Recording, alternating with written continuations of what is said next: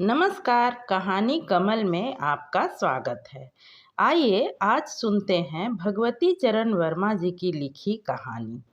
कहानी शुरू करने से पहले एक छोटी सी रिक्वेस्ट है। किसी भी कहानी की आत्मा या फिर सार कह लें, अंतिम भाग में ही होता है। अतः कहानी का पूरा आनंद लेने के लिए कहानी को पूरा अवश्य सुनें और कमेंट करके बताएं यह कहानी आपको कैसी लगी। वीडियो को लाइक करें, चैनल को सब्सक्राइब करना बिल्कुल ना भूलें। तो आइए शुरू करते हैं आज की कहानी, जिसका शीर्षक है इंस्टॉलमेंट। चाय का प्याला मैंने होठों से लगाया ही था कि मुझे मोटर का हॉर्न सुनाई पड़ा। बरामदे में निकल कर देखा, चौधरी बिशंबर सहाय अपनी नई सेवरल 6 पर बैठे हुए बड़ी निर्दयता से इलेक्ट्रॉनिक हॉर्न बजा रहे हैं। मुझे देखते ही वह बोल पड़े, हेलो, गुड इवनिंग सुरेश, कहकर कार से उतर आए। गुड इवनिंग चौधरी साहब, अभी चाय पीने बैठा ही था, बड़े मौके से आए। चौधरी बिशंबर सहाय गठे बदन के लंबे युवक हैं। उम्र करीब 25 वर्ष की थी। रंग सांवला, चेहरा लंबा और मुख की बनावट बहुत ही सुंदर। बाल बीच से खींचे हुए, कलम कान के नीचे तर और दाढ़ी मूछ साफ। चेहरे पर पाउडर और क्रीम की एक हल्की सी अस्पष्ट तह। वह धारीदार सिल्क की शेरवानी पहने थे और उनकी टोपी, जिसे वह हाथ में लिए थे, उसी कपड़े की थी। गरारेदार पैजामा, पैर से मोजा नदारद लेकिन पेटेंट लेदर का ग्रीसियन पंप। चौधरी बिशंबर सहाय के पिता चौधरी हर सहाय अवध के एक छोटे मोटे तालुकेदार थे। बिशंबर सहाय अपने पिता की एकमात्र संतान हैं, लेकिन लड़कर प्रयाग चले आए हैं। पिता और पुत्र के स्वभाव में काफ़ी समानता होते हुए भी हल्की हल्की बातों में आपस में गहरा मतभेद रहता है। चौधरी हर सहाय और चौधरी बिशंबर सहाय शराब में बराबर रुपए खर्च करते, लेकिन जहां पिता महुए के ठर्रे की 1.25 बोतल पी जाते थे, वहां पुत्र विस्की के 2 पैगों से संतुष्ट हो जाया करते। न पिता वेश्यागामी थे न पुत्र। केवल पिता रियासत की कुछ जवान बारिनों और चमारिनों पर 10-15 रुपए महीना खर्च कर दिया करते, तो पुत्र नगर के सोसाइटी गर्ल की दावत पर तथा उनकी खेल तमाशे दिखलाने में 10-15 रुपया महीना खर्च कर दिया करते। पिता और पुत्र दोनों को ही राजनीति में रुचि थी, लेकिन जहां पिता अमन सभा के सभापति थे, वहां पुत्र कभी कभी खद्दर पहन कांग्रेस मंच पर व्याख्यान दिया करते थे। परिणाम स्पष्ट था। एक दिन पुत्र ने पिता को बाग में भूसा भरने वाली कोठरी में बंद कर दिया और गांव में फिर वापस न आने की कसम खाकर शहर की राह पकड़ी। 12 घंटे तक गुम रहने के कारण काफ़ी छानबीन करने के बाद चौधरी हर सहाय उस भूसे वाली कोठरी से बरामद किए गए। अपने पुत्र की नालायकी पर चौधरी हर सहाय बहुत क्रोधित हुए और उन्होंने अपना पिस्तौल निकाला। पति का यह उग्र रूप देखकर चौधराइन साहिबा अर्थात चौधरी हर सहाय की पत्नी या चौधरी बिशंबर सहाय की माता ने स्वरों के साथ रोना आरंभ किया। शायद पत्नी को अकेले रोना चौधरी साहब को बुरा लगा, इसलिए उन्होंने भी अपनी पत्नी के स्वर में अपना स्वर मिलाया। उसके बाद दोनों गले मिले। प्रयाग आकर चौधरी बिशंबर सहाय ने सिविल लाइंस में एक कॉटेज किराए पर ली। घर से चलते समय वह काफ़ी रुपए साथ ले आए थे। फिर उनकी माता भी किसी न किसी प्रकार घर का खर्च काट कूट कर 200-300 रुपया पुत्र को भेज ही दिया करती। यार सुरेश, 300 रुपये आज शाम तक चाहिए। आज दिन भर शहर की गली गली छान डाली, लेकिन कहीं इंतजाम न हो सका। आखिर में हार कर तुम्हारा दरवाज़ा देखना पड़ा। मैं मुस्कुराया, बस इतनी सी बात, अभी लो। चाय का प्याला चौधरी साहब के सामने बढ़ाते हुए मैंने कहा, कुछ रुक कर फिर यार, पर यह ना पूछो। क्या कहीं से कोई फरमाइश हुई है? मैंने भेद भरी दृष्टि डालते हुए पूछा। नहीं, फरमाइश नहीं हुई है, इसका मैं तुम्हें यकीन दिलाता हूँ, सकपकाते हुए चौधरी साहब ने कहा। मैं ताड़ गया कि दाल में काला है। देखो चौधरी, बनो मत, ठीक ठीक बतला दो, रुपया मुझसे ही लेना है। हंसते हुए मैंने कहा, भाई कल कार का इंस्टॉलमेंट देना है, बस इतनी सी बात है। आखिर तुम्हें यह क्या सूझी जो कार खरीद बैठे, जब तुम्हारे रोज के खर्च भी मुश्किल से चलाए चलते हैं? मैंने पूछा। यार उस दिन फंस ही गया, अब क्या किया जाए। किस दिन? अच्छा, तो जो बात अभी तक किसी को नहीं बताई वह तुम्हें बतलानी ही पड़ गई। तो सुनो, अभी 3 महीने पहले की ही बात है। भुवन के बड़े भाई आए थे, उनसे मिलने के लिए मैं सुबह उनके बंगले पर पहुंचा। तांगा मैंने बंगले पर पहुंचते ही छोड़ दिया, क्योंकि काफ़ी लोग इकट्ठा थे और मेरा ख्याल था कि जल्दी छुट्टी न मिलेगी। मेरा अनुमान गलत भी न था। खा पीकर करीब 12 बजे फुर्सत मिली।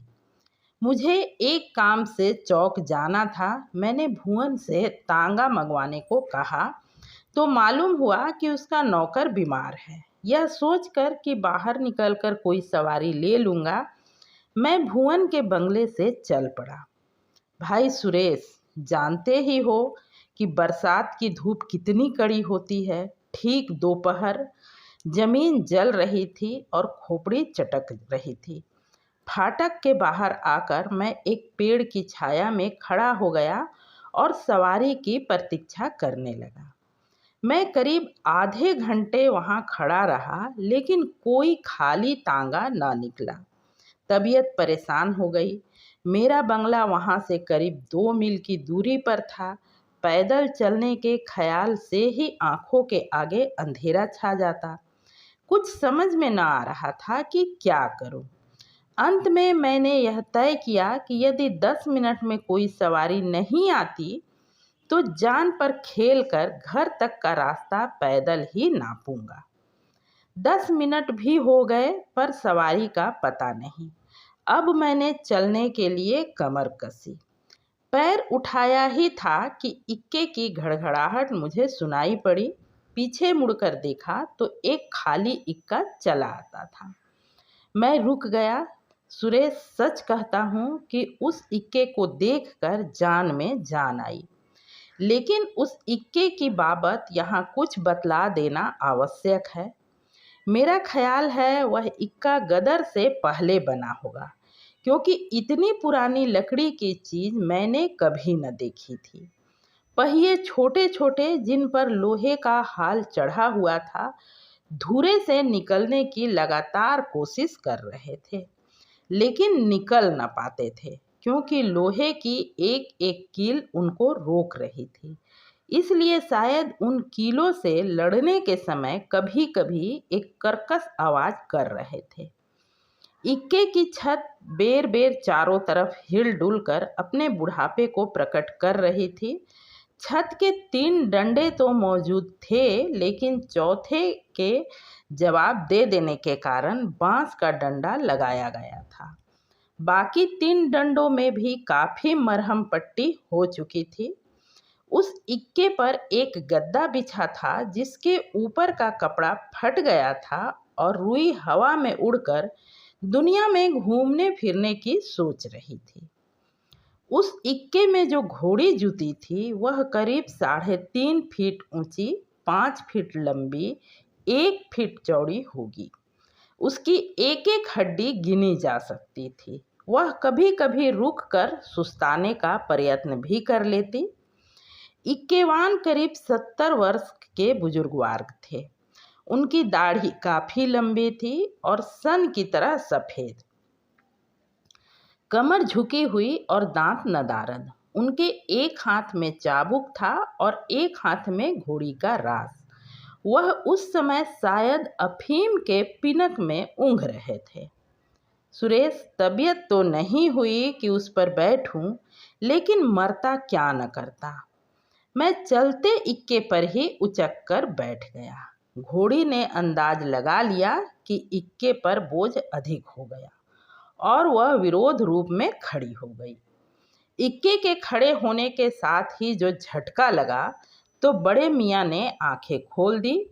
एक ही सांस में घोड़ी को माँ बहन की गालियाँ देते हुए 4-5 चाबुक फटकार दिए।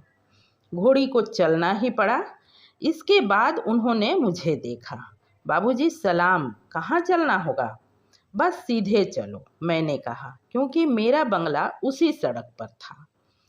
थोड़ी दूर चलने के बाद एक तांगा मेरे दाहिनी ओर से आगे बढ़ा। मैंने देखा कि उस तांगे पर 2 स्त्रियां बैठी थी। उन दोनों को तुम भी जानते हो, प्रभा और कमला। ये दोनों जब मैं यूनिवर्सिटी में था मेरे साथ ही पढ़ती थी। इधर इन दिनों इन दोनों से मेरी दोस्ती कुछ थोड़ी गहरी हो रही थी। सुरेश, क्या कहूँ, इनको देखते ही मेरा चेहरा पीला पड़ गया, कलेजा धक से हो गया। अगर इन्होंने मुझे इस इक्के पर देख लिया तो एकदम मैंने अपना मुंह उधर से फेर लिया।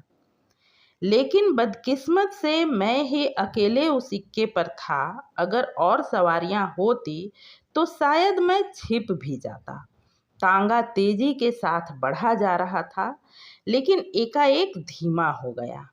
मैं उस समय पीछे देख रहा था। मैंने सोचा कि तांगा चाहे लाख धीमा किया जाए पर मेरे इक्के को नहीं पा सकता। यह सोचकर मैंने संतोष की गहरी सांस ली। लेकिन एकाएक तांगा रुक गया और प्रभा तथा कमला दोनों ही जोर से खिलखिलाकर हंस पड़ी। सुरेश, तुम नहीं जान सकते उस वक्त मेरी क्या हालत थी। लज्जा और क्रोध से मेरे मुख का रंग बेर बेर बदल रहा था। दिल में तरह तरह के ख्याल आ रहे थे। कभी तबीयत होती थी कि इक्के वाले की जान ले लूं, कभी अपनी ही जान लेने की सोचता। इतना अपमानित मैं जीवन में कभी न हुआ था। मैंने तय कर लिया कि मैं इन दोनों को दिखला दूंगा कि मेरे पास कार है और इस प्रकार मैं अपने आत्मसम्मान पर लगे हुए धब्बे को धो लूंगा। उसी दिन शाम को मैंने यह कार ले ली। पास में रुपए न था, इसलिए इंस्टॉलमेंट सिस्टम पर यह कार लेनी पड़ी। अच्छा, मैं हंस पड़ा। तो इस तरह कार आई। खैर, कार तो आ गई। चौधरी बिशंबर सहाय ने चाय का दूसरा प्याला बनाते हुए कहा, यार सुरेश, यह कार मैं नहीं रख सकता। अपना खर्च चलाना ही मुश्किल पड़ रहा है। कार तो एक बला पीछे लग गई है, लेकिन क्या करूं, मजबूर हूं। जिस दिन से कार ली है उस दिन से उन दोनों की शकल ही नहीं दिखलाई दी। आज 2 महीने से दिन रात कार पर चक्कर लगा रहा हूँ। शहर की हर एक सड़क छान डाली और उनके मकान के तो न जाने कितने चक्कर लगा डाले, सिर्फ इसलिए कि वे मुझे कार पर कहीं देख लें। लेकिन न जाने कहाँ गायब हो गई कि उनका पता ही नहीं लगता। जिस दिन उन्होंने यह कार देखी उसके 2-4 दिन बाद ही मैं यह कार बेच दूंगा। मैं कार से बाज आया।